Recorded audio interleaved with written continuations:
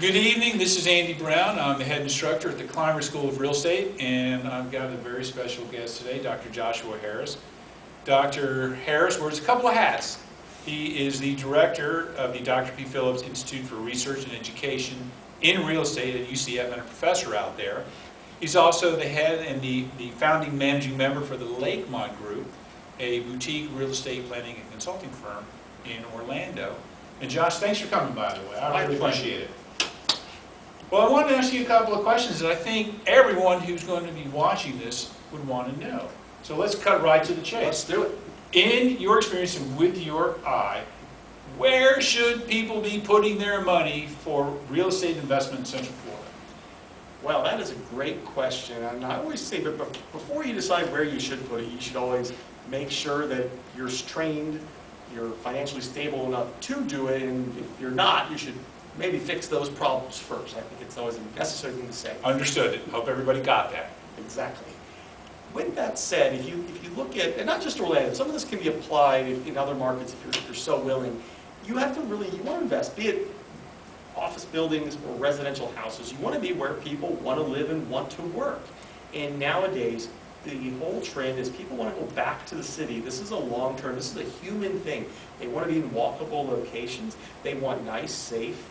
They want new in some, there's always been a preference for new, but in some ways, if you can buy something that's older and fix it up, you can potentially make a big premium. So I would look at markets, look around downtown Orlando, look at Paramore, look at the markets, that's where people, the force of the energy is around those centers, even around the Sunrail train stations.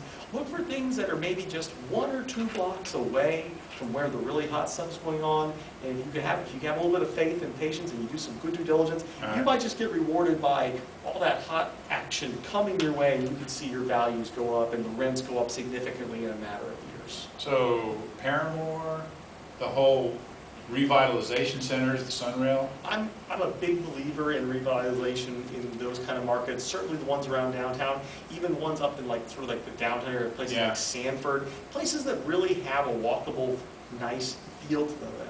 And if you use some imagination, you don't want to get hold about what you maybe heard about or thought about a place in the past, etc. Think about what it's going to be in the future. The whole point of this, if you really want to be a good real estate investor, is you have to be able to look at this area and say, what should this be 5, 10, 20 years from now? Yeah. Those are the people who made it big, the ones who understand that, you know, this place is amazing. Like beachfront property. If you find cheap beachfront property, you probably should buy it, provided it doesn't have some environmental regulation or something that's going to keep it nothing more than grass. But because somebody's going to want it at some point. The same thing, downtown, main streets. People want to be close. I mean, those are just fundamental long-term principles. And if you use that hat, if you put that hat first before you start doing any kind of number crunching, you're going to be way better off. Some people like to go right down the numbers. They say, what's my yield? What's my internal rate of return? What's my ROI? They start getting into all this stuff before they ask the question, is it good dirt? Is it a good location? Does it make sense? Ask that first. If you don't get a good answer there, don't even bother with the other part. I love it. That's from a PhD, by the way. Is it good dirt? Well, I feel like I have to ask you this, or my audience wouldn't forgive me. Most people need financing. Most people can't just throw a bucket of money and buy something, even if it's good dirt. So do you have any suggestions, creative or otherwise, on how to raise money, capital, to finance these commercial purchases?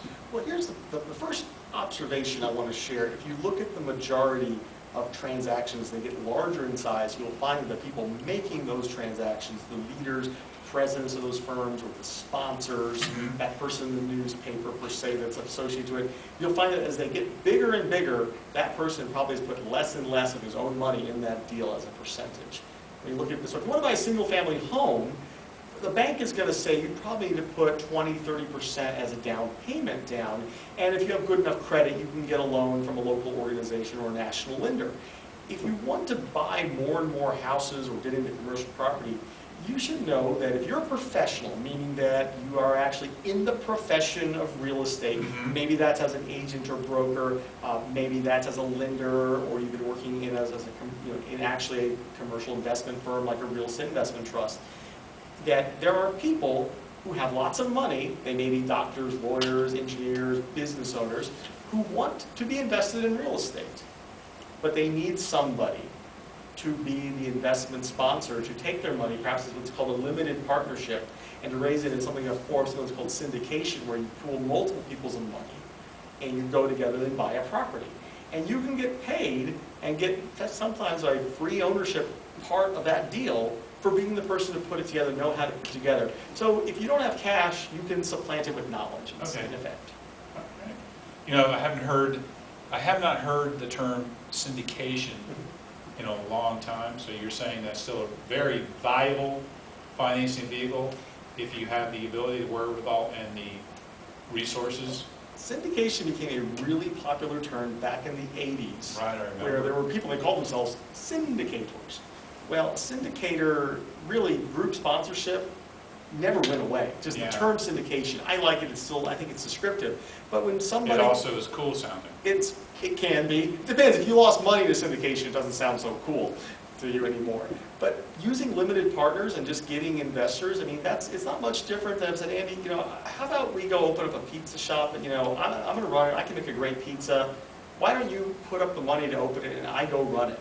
Well, that's a form of, and let's say you find another person, the two of you, well, that's a small syndicate, that's a business deal, that's a partnership. Syndication is just sort of a fancy term for doing the same thing. But here's what I'll tell you, there are so many people, right now, if you have money sitting in the bank, you're maybe making less than 1%. In the stock market, if you're looking at dividend yields, are probably 2 to 3%. Yeah. Well, real estate could potentially provide current yields, current income of 5, 6, 7%, especially with leverage. There's a lot of people that want to get 5, 6, 7% or more on their money. And if you can do it, and they think you're trustworthy and smart enough, and I mean, I think trustworthy is more important even than being smart. They're more than willing to put up 5, 10, 15, hundreds of thousands of dollars with people, and you're giving them a service. They're happy. They want that. And if you can, Gotcha. And you just got to be sometimes brave enough to ask. All right. Well, Josh, you are literally one of the smartest people I know in real estate and investment and analysis. If someone wants to get a hold of you, how can they do that? Well, probably the easiest way is, you know, you can contact me through my UCF information up on the UCF website, I'll do that. or come to my consulting company, lakemontgroup.com. I will do that. Or my email, jharris, JHARRIS, @lakemontgroup.com. You got it.